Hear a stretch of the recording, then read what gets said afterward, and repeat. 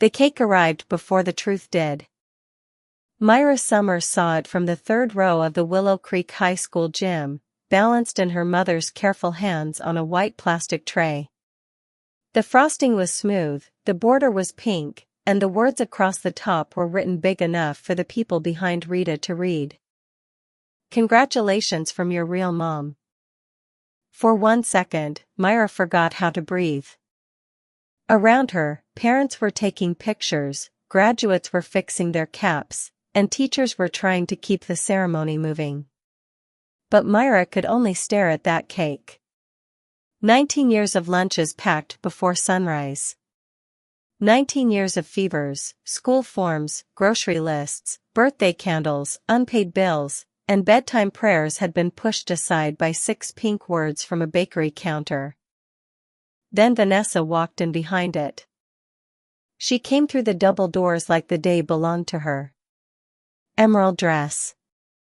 Soft curls. A bright smile that looked practiced in a mirror. Beside her stood Harrison Whitfield, a rich real estate man in a gray suit, watching the room like he was deciding what it was worth. Vanessa lifted one hand as if people had been waiting for her. Myra did not move. Her friend Claire sat beside her and slowly reached for her hand. "Myra," Claire whispered. "I see it," Myra said. Rita came down the aisle with Gerald behind her, quiet as always. Gerald's tie was crooked. His eyes were on the floor.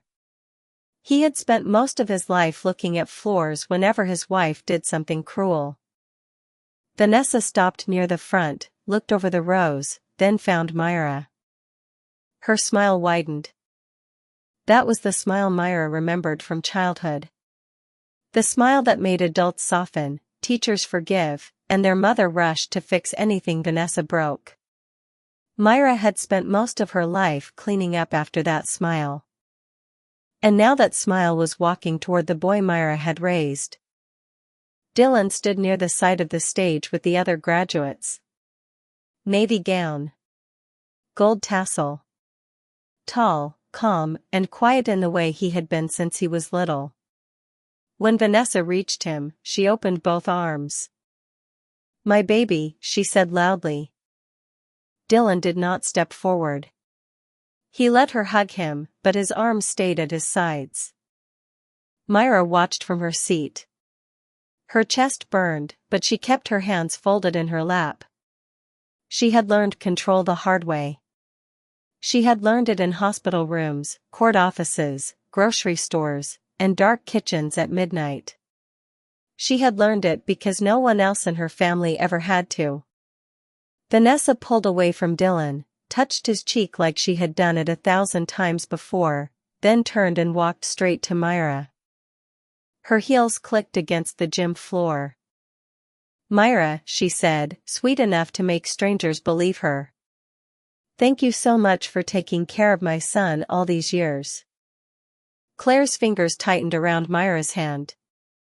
Vanessa leaned closer. "You were an incredible babysitter," she said. "But I'm here now. I'll take it from here."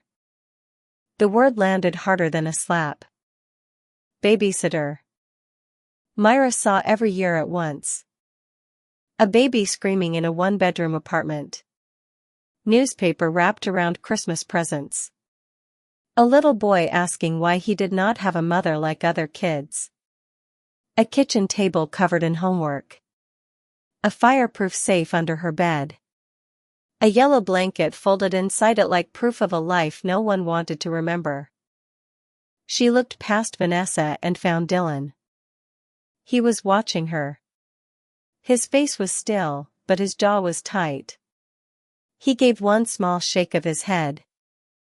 "Wait." So Myra waited. Because waiting was how it had all begun. 19 years earlier, the phone rang at 2 in the morning. Myra was 22, living alone in a small apartment with one window and one future she had carefully built. She had just finished her education degree. A master's program had accepted her with a full scholarship. She had a plan, a schedule, and a life that was finally hers. Then Rita called. "Come home," her mother said. No explanation. No softness. Just an order. Myra drove 40 minutes through empty roads with her hands tight on the wheel. When she reached the house, the kitchen light was on. Rita sat at the table with a cup of tea she had not touched. Gerald stood by the refrigerator, arms crossed, staring down. From upstairs came a thin, broken sound. Vanessa crying. Rita pushed a black and white ultrasound picture across the table. 4 months, she said. Myra stared at the printout. A small shape. A hidden heartbeat. A life already moving. "She's 16, Myra whispered. Rita's face hardened. "The neighbors cannot know." Those were her first words. Not is Vanessa scared? Not is the baby healthy? Not what are we going to do for them? The neighbors cannot know. Gerald cleared his throat but said nothing. Rita laid out the choices like she was planning a family dinner. Adoption would be clean, but there would be paperwork. Keeping the baby was impossible because Vanessa had school. Vanessa had a future. Vanessa could not become town gossip.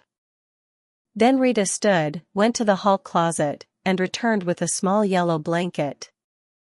"This was yours," she said, placing it in Myra's hands.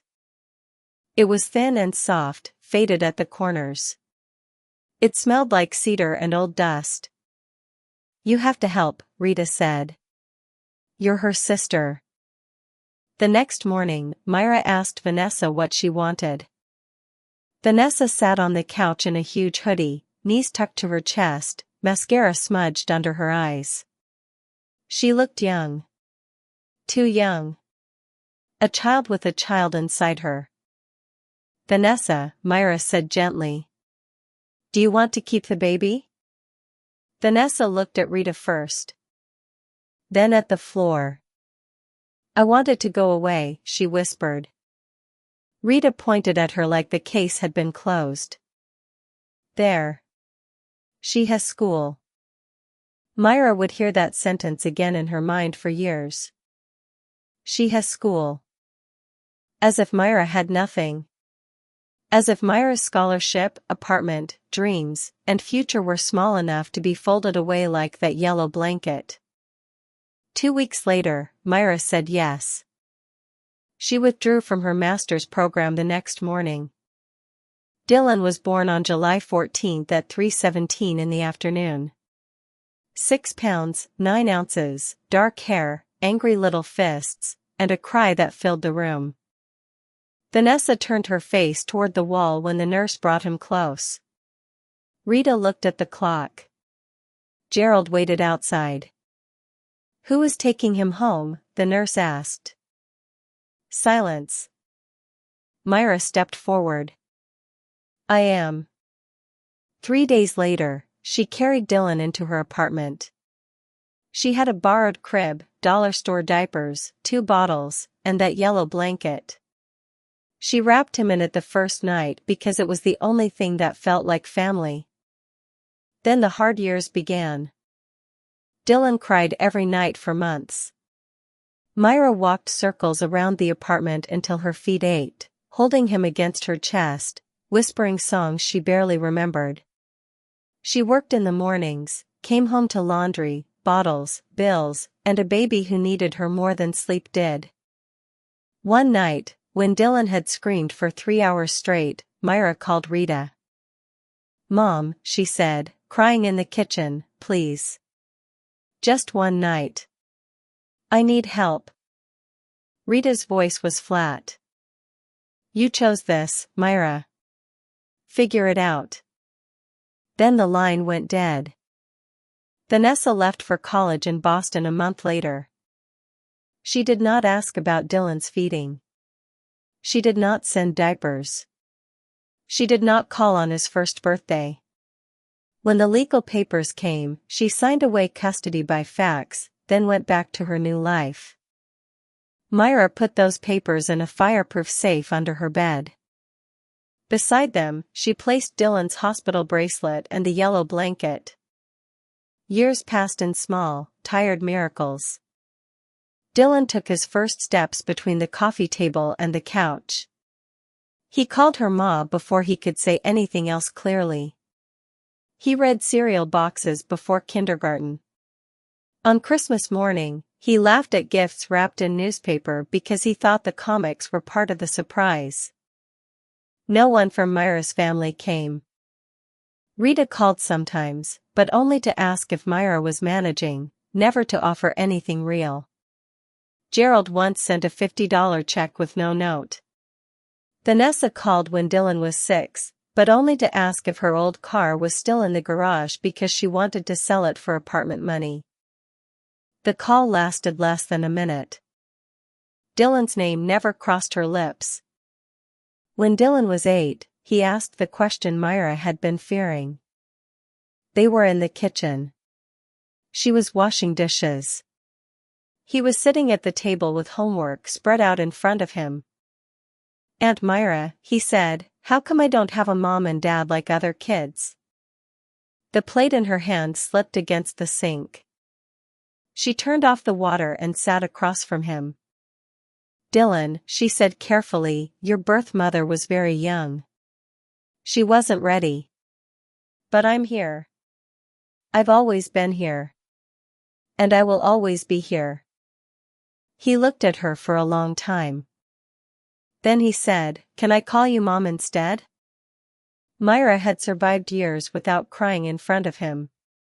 She had swallowed hurt from her mother, silence from her father, and absence from her sister. But that question broke something open. She nodded, and Dylan walked around the table and hugged her. "It's okay, Mom," he whispered. That night, after he fell asleep, Myra opened the fireproof safe and read the legal papers again. Her name was on every line that mattered. Guardian. Emergency contact. Responsible adult. Parent in every way except the word people liked to argue over. At 13, Dylan learned the full truth. Myra told him on the porch, with the evening light fading over the small yard. She told him about the 2 a.m. call, the ultrasound, the ultimatum, the yellow blanket, the signed papers.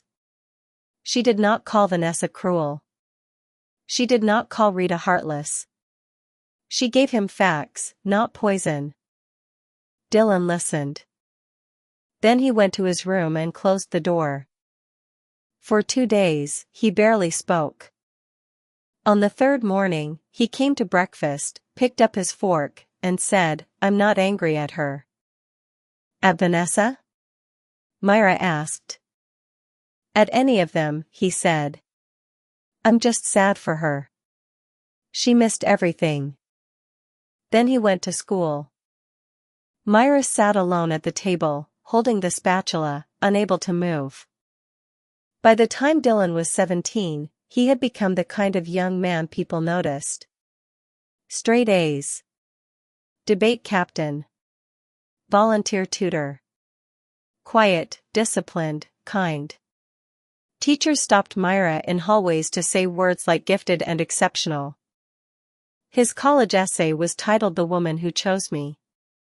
Myra read it in her parked car after a meeting with his counselor. He wrote about newspaper Christmas paper, learning to ride a bike in an apartment parking lot, the yellow blanket, and the night he asked to call her mom. One line made her cover her mouth. "Biology is an accident. Love is a decision." She sat there until the parking lot emptied. Then, 2 months before graduation, Dylan showed her the group chat. He placed his phone on the kitchen counter and said, "Mom, you need to see this." Someone had added him by mistake. Rita. Gerald. Vanessa. A few relatives. The messages went back 2 years. When Vanessa is ready, she will take Dylan back. Myra is just keeping him for now. Poor Vanessa. She has been through so much. Myra should be grateful she got to have a child at all. Myra read every message twice. The refrigerator hummed. The house felt too quiet. For 2 years, they had talked about her son like a borrowed object waiting to be returned. She looked up at Dylan. "Why didn't you tell me sooner?" His answer hurt more than the messages. "Because I didn't want you to lose them," he said. "Even if they don't deserve you." Myra did not scream. She did not call Rita. She did not threaten Vanessa. She opened the safe under her bed and checked everything. Guardianship papers. Signed forms. Medical records. School records. Her name on every page. Her signature on every consent line. 19 years of proof. The yellow blanket sat folded in the corner. She touched it once, then closed the safe. If they wanted a fight, the truth was ready. 6 weeks before graduation, Rita called. "Vanessa has met someone," she said, her voice bright. "His name is Harrison Whitfield. He's very successful. Very traditional. He wants a family." Myra stood at the kitchen counter, already knowing where this was going. "Vanessa told him about Dylan," Rita continued. "She told him she had to make a difficult choice. He thinks she's brave." Myra closed her eyes. "Does he know she signed away her rights?" The silence was sharp. "Do not ruin this for her," Rita said. "For her?" This could be Vanessa's chance to finally have everything she deserves. Myra hung up. 3 weeks later, Vanessa messaged Dylan on Instagram. "Hey, handsome. I know this is out of the blue, but I'm your bio mom. I've thought about you every single day. I would love to meet you. I'm coming to town soon." 3 heart emojis followed. Dylan showed Myra the message without speaking. "What do you want to do?" she asked. He thought for a moment, then typed. "Thank you for reaching out. I appreciate you thinking of me." Vanessa replied almost at once. "Can't wait to see you at graduation. I'm bringing someone special." Dylan locked the phone and laid it face down. 9 days before graduation, Rita called again. "Vanessa will be there," she said. "She's bringing Harrison. And she's bringing a cake." Myra stared through the kitchen window. "Do not make a scene," Rita added. "This is an important day for Vanessa. Not for Dylan. Not for the boy graduating at the top of his class. For Vanessa." On graduation morning, Dylan came downstairs in his white shirt and dark slacks. His cap and gown hung over one arm. He looked older than 19 for a moment, then smiled and became her boy again.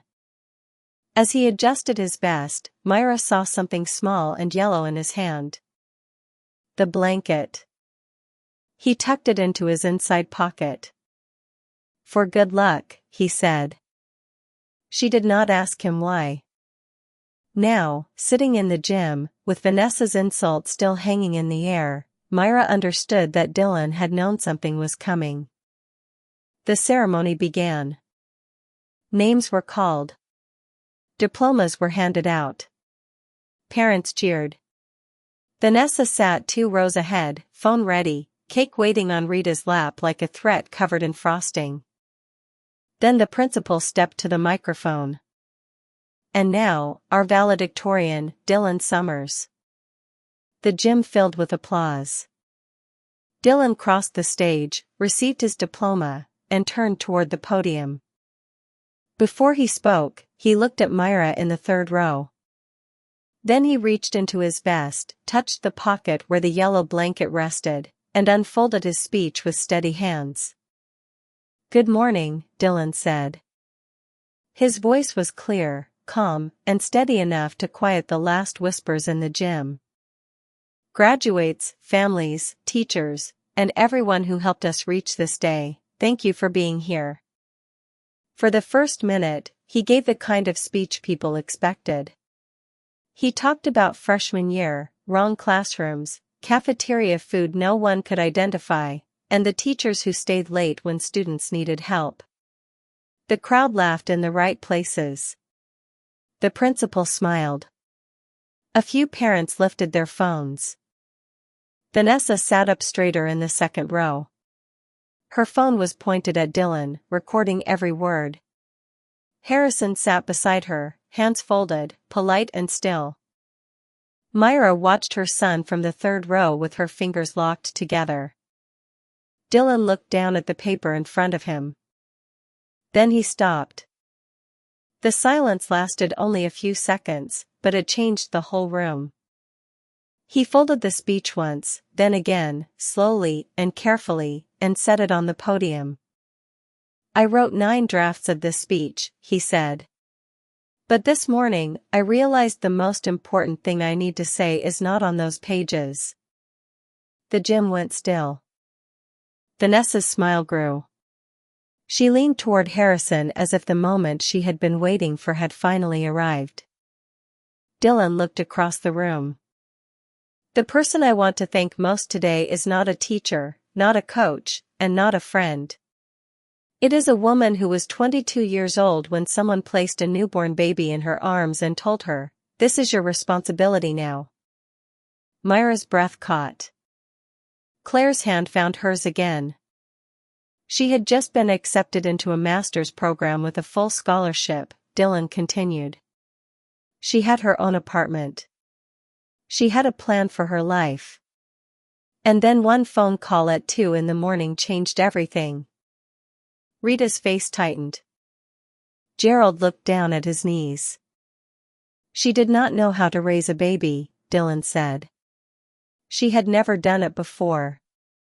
But she learned. She learned how to warm bottles while half asleep. She learned how to work all day, come home, and walk the floor all night with a crying child. She learned how to stretch money until it almost broke. Someone in the back sniffed. She wrapped my Christmas gifts in newspaper because wrapping paper cost too much. She taught me to read with cereal boxes and library books. She sat beside me during asthma checks, allergy scares, school meetings, science fairs, and late-night homework. She showed up even when no one showed up for her. Vanessa's phone slowly dropped toward her lap. The smile left her face in pieces. She went back to school at night, Dylan said. She earned the degree she had once given up. No one from her family came to watch her graduate. But she did it anyway. She became the kind of woman who helped children who were forgotten by everyone else, because she knew what it felt like to be the one expected to carry everything alone. Myra pressed one hand over her mouth. She had never told him that part in those words. Somehow, he had seen it anyway. When I was 8, Dylan said, I asked her if I could call her mom. She cried before she answered. I did not understand it then. I understand it now. He paused. His eyes found Myra. She is not the woman who gave birth to me, he said. But she is the woman who chose me every day for 19 years. Not for attention. Not for praise. Not because it made her look good. She chose me when I was sick, when I was loud, when I was scared, when I was difficult, when I needed more than she had to give. The room was silent now. Even the students on stage were still. Biology may explain where a life begins, Dylan said. But love decides who stays. Myra's tears fell before she could stop them. Dylan stood taller. Her name is Myra Summers. She is my mother. For one heartbeat, no one moved. Then the gym erupted. People stood. Chairs scraped against the floor. Teachers clapped. Parents wiped their eyes. The orchestra teacher held a program to her face. The principal pressed a hand over her heart. Claire was crying openly now, both hands clapping so hard her rings clicked together. Myra sat frozen, tears on her cheeks, unable to stand, unable to speak, unable to understand how 19 years of silence could break open in one sentence. Her name had been spoken. Not as helper. Not as babysitter. Not as the reliable one. Mother. 2 rows ahead, Vanessa sat still.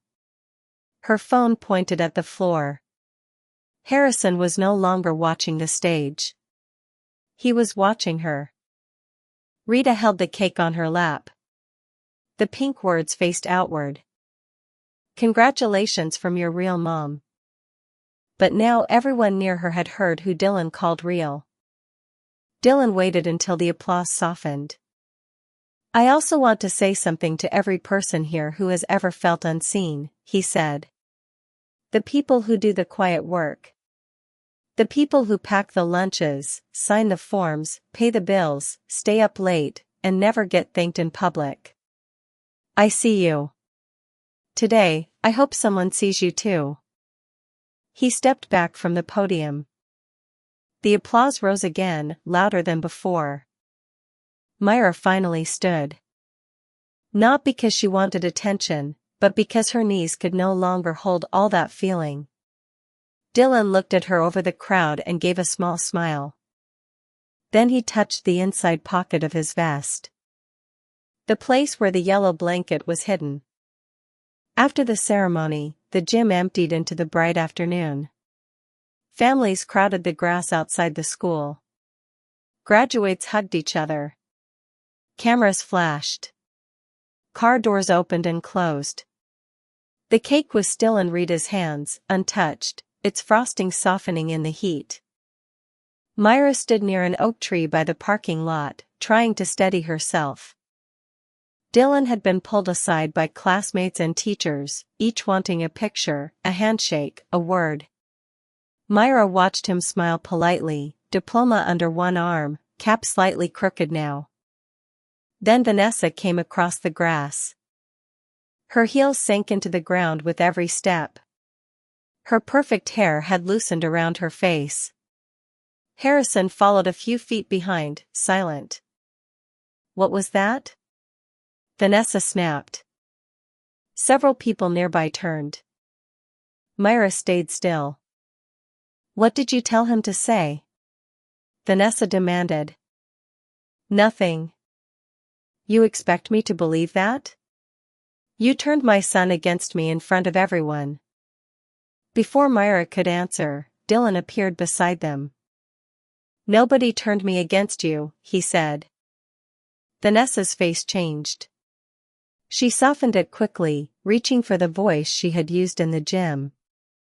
Baby, I'm your mother. Dylan did not move closer. You gave birth to me, he said. That is true. Vanessa blinked like she had been slapped. I was 16, she said. I was scared. I know, Dylan said. Mom told me that. She never made you sound evil. She told me you were young and scared. Vanessa looked at Myra, caught off guard by that. Dylan continued, calm and direct. But being scared does not explain 19 years. It does not explain no birthday calls. It does not explain no Christmas cards. It does not explain asking about an old car before asking about me. Vanessa's mouth opened, then closed. It does not explain telling your boyfriend you were forced to give me up, Dylan said. Harrison's eyes sharpened. Vanessa turned quickly. Harrison, this is complicated. He stepped closer, his voice low. You told me your family forced you. They did, Vanessa said. I was a child. Harrison looked at Dylan, then at Myra. Was there legal paperwork? Myra answered quietly. Yes. Voluntary? Vanessa looked at Rita. Rita moved forward at once. This is a family matter, she said. You do not understand what happened. Harrison did not look at her. Vanessa, he said, did you sign away your rights? Vanessa's eyes filled with panic. I did what I had to do. That is not an answer. I was 16. Did you sign? The grass around them seemed to go quiet. Parents who had been pretending not to listen stopped pretending. A graduate lowered his camera. Claire stood beside Myra without speaking. Vanessa wiped under one eye. Yes, she said. But I always planned to come back. Dylan's voice stayed steady. When? Vanessa looked at him. When I was 1? 5? 8, when I asked if I could call Myra Mom? 13, when I learned the truth. 17, when you were discussing taking me back in a group chat like I was stored furniture? Rita's face went pale. Harrison turned toward Vanessa slowly. You were planning to take him back? It wasn't like that, Vanessa said. Dylan reached into his gown pocket and took out his phone. He did not wave it. He did not perform. He simply opened the screenshots and handed it to Harrison. Harrison read in silence. Myra is just keeping him for now. When Vanessa is ready, she will take Dylan back. Poor Vanessa. She deserves a real family. Harrison's jaw tightened. He handed the phone back to Dylan. Then he looked at Vanessa with the kind of cold disappointment that needed no raised voice. You did not want a son, he said. You wanted a story. Vanessa's face crumpled. Harrison, please. He stepped back. No. You brought me here to watch a performance. But I do business with documents, Vanessa. And I know the difference between a complicated past and a false one. He looked once at Myra. You raised a good man, he said. Then he turned and walked toward the parking lot. Vanessa followed him 2 steps. Harrison. He did not turn around. A moment later, a black car started near the curb. Vanessa stood in the grass and watched it leave, the engine fading toward the main road. No one spoke. The cake sat in Rita's hands like evidence. Vanessa turned back, tears cutting through her makeup. You ruined everything, she said to Myra. Myra looked at her sister and felt something old finally loosen inside her. No, Myra said. The truth did. Rita stepped between them, her voice sharp. You should be ashamed. Both of you. This was Vanessa's chance. Dylan turned to her. My graduation was not her chance, he said. It was my day. Rita's lips pressed together. You are too young to understand what your mother went through. Dylan's eyes moved to Myra. I understand exactly what my mother went through. Rita's hand tightened around the cake tray. I mean Vanessa. I know who you meant. The words landed quietly, but they cut deep. Gerald stood behind Rita, silent as he had been for 19 years. His eyes moved from Dylan to the cake, then to the grass. For a moment, Rita looked at Dylan differently. Her face shifted. The anger weakened. Her eyes grew wet. Maybe she saw the baby she had refused to hold. Maybe she saw the boy she had introduced as someone else's son. Maybe she saw the man standing in front of her, no longer small enough to control. Myra, she said. Myra waited. For one foolish second, she thought an apology might finally come. Rita swallowed. If you had not poisoned him, none of this would have happened. The hope died cleanly. Myra did not flinch. Dylan stepped closer to his grandmother. "No one poisoned me," he said. "I have memories." Rita looked away. "I remember 7 Thanksgivings," he said. 3 Christmases. 1 birthday card. I remember you introducing me as Vanessa's son, even while Mom stood beside me. I remember you smiling at my grades only when you thought they made the family look good." His voice did not shake. "Do you know how many memories I have with Mom?" Rita said nothing. "All of them," Dylan said. "She is in every single one." The cake tray tilted slightly in Rita's hands. The frosting had started to slide at one corner. Dylan turned to Vanessa. "I am not saying this to hurt you," he said. "I am not trying to punish you. If you want to know me, you can start from today. But you cannot start as my mother. You cannot start with a cake. You cannot start with a post, or a speech, or a lie that makes you look brave." Vanessa wrapped her arms around herself. "What do I start as?" she whispered. Dylan looked at her with sadness, not anger. "As someone who wants to earn a place." Vanessa lowered her head. For the first time that day, she had no polished answer. Dylan reached into the inside pocket of his vest and pulled out the yellow blanket. It looked even smaller in his hands now. Thin, faded, frayed at the edges. A piece of cloth that had carried more truth than half the people standing there. Myra's breath caught. Dylan unfolded it once. "This was hers first," he said, looking at Vanessa and Rita. "Then it was mine. She wrapped me in it the night she brought me home." He walked to Myra. "I carried it today because I wanted to remember where I came from." Then he placed the blanket in her hands. "And I know exactly where that is." Myra held it carefully, as if it could break. It smelled faintly of cedar, dust, and years of being kept safe. Dylan took her other hand. "This is yours, Mom," he said. "It always was." Myra could not answer. There were no words large enough for what had just been returned to her. Claire put an arm around her shoulders. Rita stared at the blanket. Gerald stared too. Neither of them moved.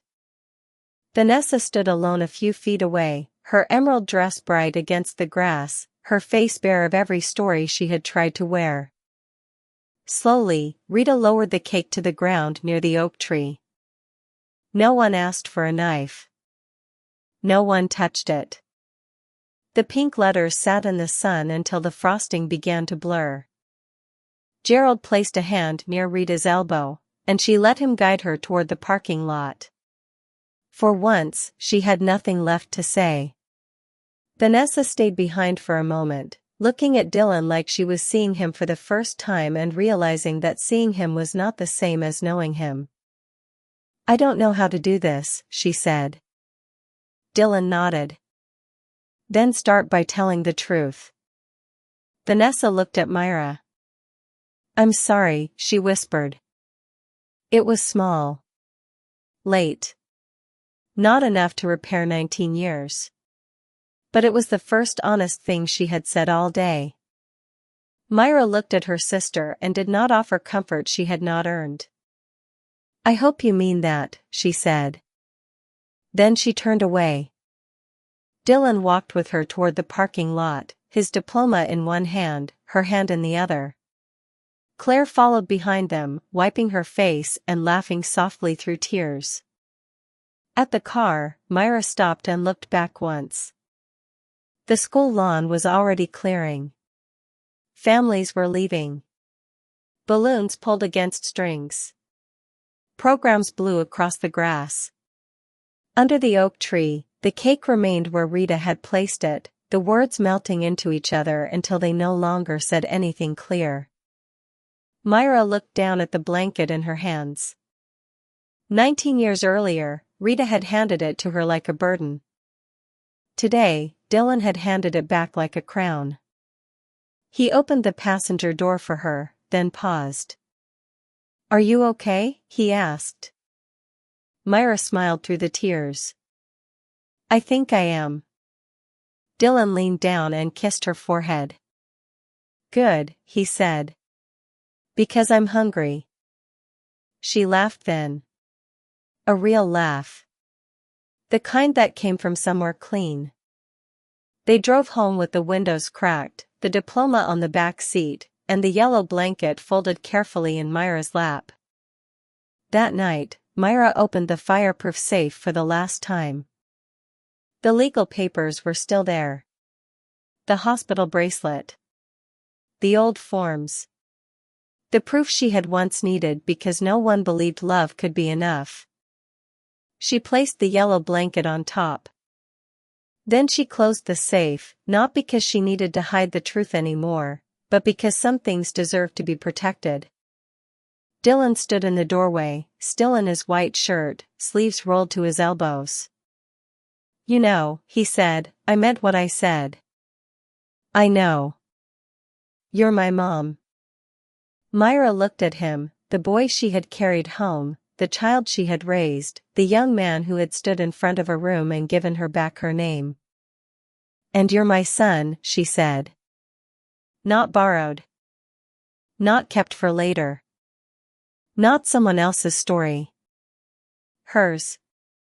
The world may clap for the person who arrives with a cake, a speech, and a pretty lie. But time has a way of exposing who stayed after the room went dark. Real love is not the loudest claim. It is the hand that signs the forms, wipes the fever, packs the lunch, waits in the hallway, and keeps choosing you when no one is watching. Vanessa gave Dylan life. Myra gave him a home.